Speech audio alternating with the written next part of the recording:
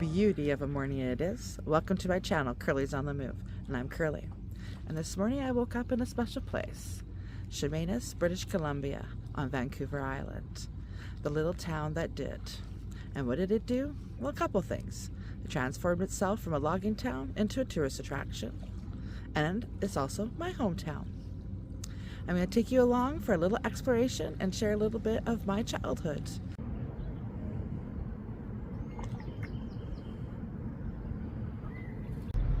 Aren't they the cutest little things? So how did Chemainus become a tourist destination? Well, they had decided to paint murals on the building walls, and they have now become the world famous mural town. And this mural here is probably the famous one of them all.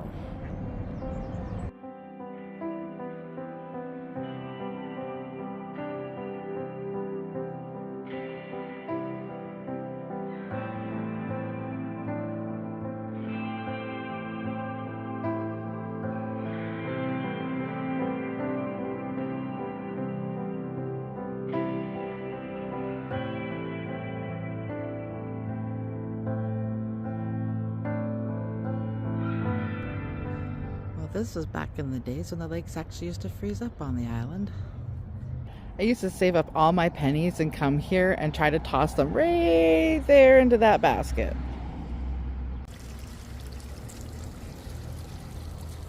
And this here is the Chemainus Live Theater. I have yet to have gone to any place here. One day. Even when I was a little girl, the statue here was the love that I aspired in my life. I guess in a way I did end up with that in my life, a whole 16 years. Unfortunately, with all good things, they all have to come to an end. So this here used to be Billy's Delight, an ice cream parlor. And right in this window, you used to be able to watch them make waffle cones.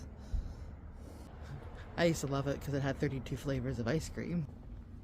I remember as a kid I had a hard time even doing these footsteps.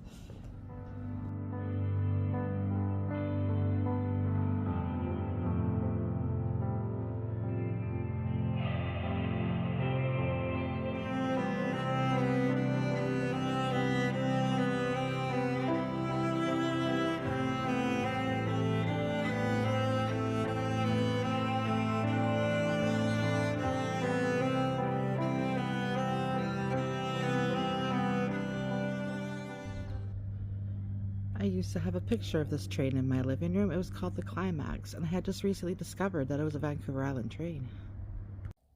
Wow, that log came out of Chemainus and traveled all the way to London to become the tallest flagpole, towering 225 feet. That's insane. Wings Cafe. This has been here a long time. My grandmother on my mom's side used to work here.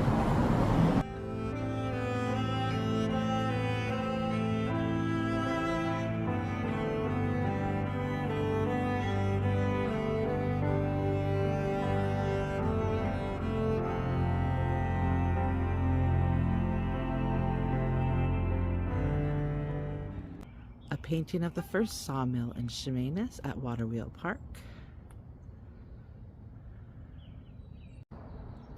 When my dad was a young lad back in school in woodworking class, he'd actually made a replica of the sawmill water wheel for my grandparents, which they had built a little pond to use the wheel at. I used to love sitting around that pond, putting my feet in there and just listening to the water as it went through the wheel. Unfortunately, they don't have it running at the moment. Obviously too early in the season to start it. I will take a little walk through the park here down to the old Chemainus section.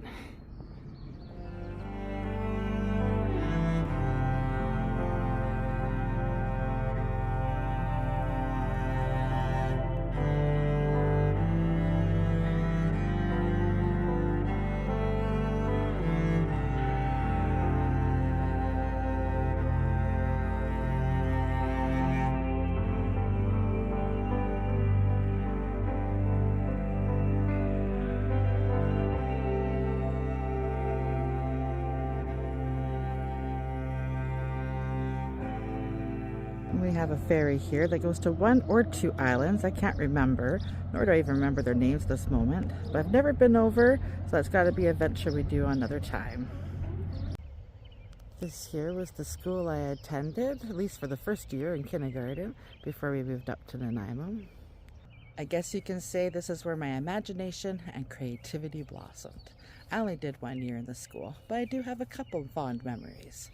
One was a giant school sleepover, and the other was a piñata that the whole school participated in breaking, which my father had made. That sucker was huge, at least that's how I remember it.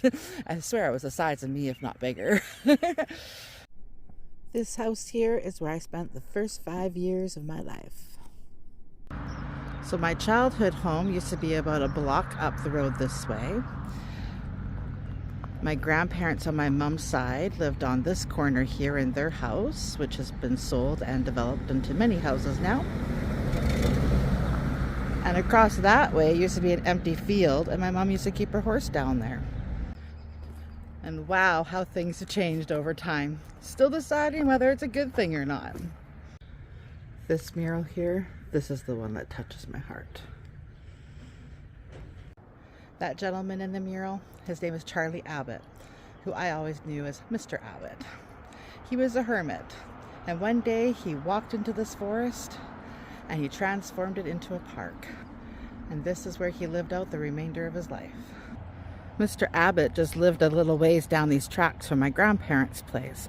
So this is a little walk we used to take quite often. Just remembering when I was a kid walking on these, trying to stay balanced on them. I think I'm doing pretty good. Ah!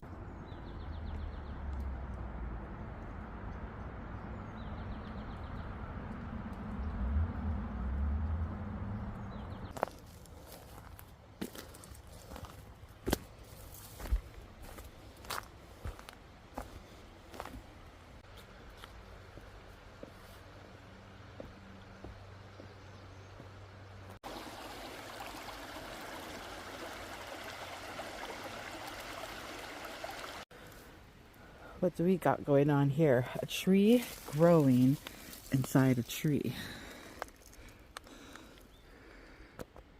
Neat.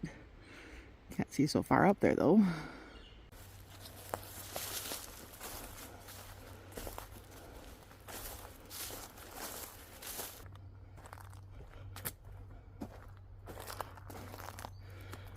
Oh, I'm so happy they still have some of his rock gardens here. How lovely. It's really nice to see that they kept this park. There's a lot of development all around here. And just to think, he had all this to himself for the longest time as he started to make his park and people started coming. I'm not sure how it really transpired at that point. I only remember my part of my life, which was just my connection through my parents. Many years ago, the community had got together and got Mr. Abbott a trailer so he could live in. So I'm not mistaken, he only lived in a tent or something like that for the first little bit. Mr. Abbott was quite an amazing man in my eyes, and I guess you can kind of say I aspire to live his life in a sense now. He created something that was beautiful to share with everybody and living a simple life, and that's kind of exactly what I'm doing, isn't it? I live my van life, which is very simple and minimal, and I go out exploring, and now I'm finally sharing it with people. And if you ever did have the opportunity to come to this park and take in its beauty and meet Mr. Abbott himself, you truly are a blessed person.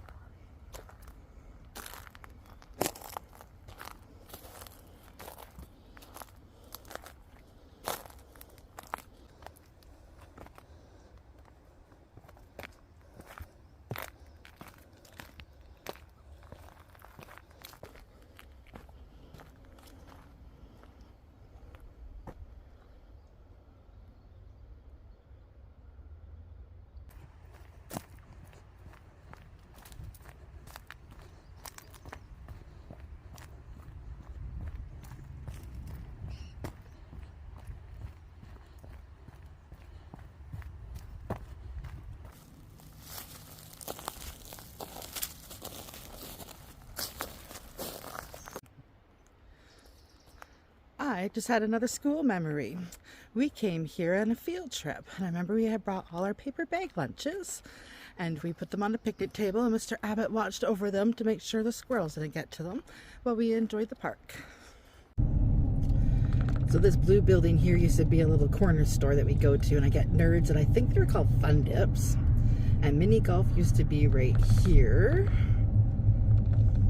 And right on this corner, I don't know if you're gonna see it, but right there, that used to have the best deep dish pizza. That was so good.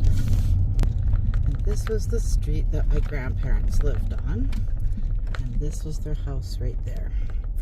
It looks nothing like it used to, that's for sure. When my grandma had sold the house, she thought she was selling it to the family that was going to be moving in there, for that's what they had told her. Unfortunately, they did not do such, and they rented it, and shortly after it became a ghost show from what I heard. It's just really sad that after all these years and all the hard work that they put into it, that it looks that way. Those hedges, they were always nicely manicured. They used to have these beautiful junipers that arched up over the walkway. I see those are all gone. A lot of changes, but it doesn't even look curbside appealing at all. It's just really sad. Anyways, it is what it is, right? Well, I hope you enjoyed those few little tidbits into my childhood. The happy ones anyways, for the most part. If you feel like sharing the love, push the like button, subscribe. Till next time, take care, enjoy, bye-bye.